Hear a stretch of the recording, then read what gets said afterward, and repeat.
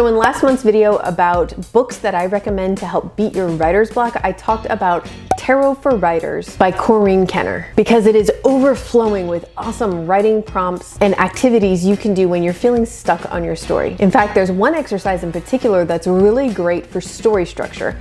That's right, you can plot your story using tarot cards. And it's super easy. The 3-card layout is a classic spread for tarot readings. All you have to do is choose 3 cards from the deck. If you don't have tarot cards on hand, websites like atarotcards.com will do just fine. The 3 cards you draw represent the past, present, and future of your story. Now, if you already have a character or a premise in mind, then you can use each card and kind of analyze its meaning and use it to interpret what should happen next. But if you want to just use this to generate an idea for an entirely new story, it works really well too. There are 2 ways you can look at this from a plot perspective. The past card could be your backstory, or sort of the status quo of your protagonist's world, while the present is Act 1 or his call to adventure, and the future card represents his goal or the climax of the story. But there's another way to look at this that's even more simple. The past card is Act 1, the present card is Act 2, and the future card is Act 3. For example, let's say your present card was the Fool.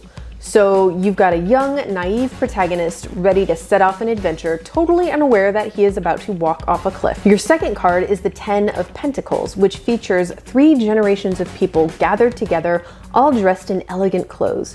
It's a card that symbolizes wealth and prosperity and stability, and if that's what your protagonist achieves in the first half of your story, then I'm guessing the second half is going to be about his downfall, the loss of all of these things. For the third card, I drew the Ace of Swords, and I mean, come on, a double-edged sword? There's plenty to work with there. This card represents logic, triumph, new beginnings, and cutting through the confusion. There are many ways you might interpret this, but based on the first 2 cards I drew, I'm starting to see a story about an anti-hero, maybe even an unreliable narrator who falls on his own sword in the climax of the novel and loses everything. Now, if this sounds fun to you and you like this activity, then make sure you subscribe and hit that notification bell, because next week we're going to talk about how you can use horoscope charts to improve your character development.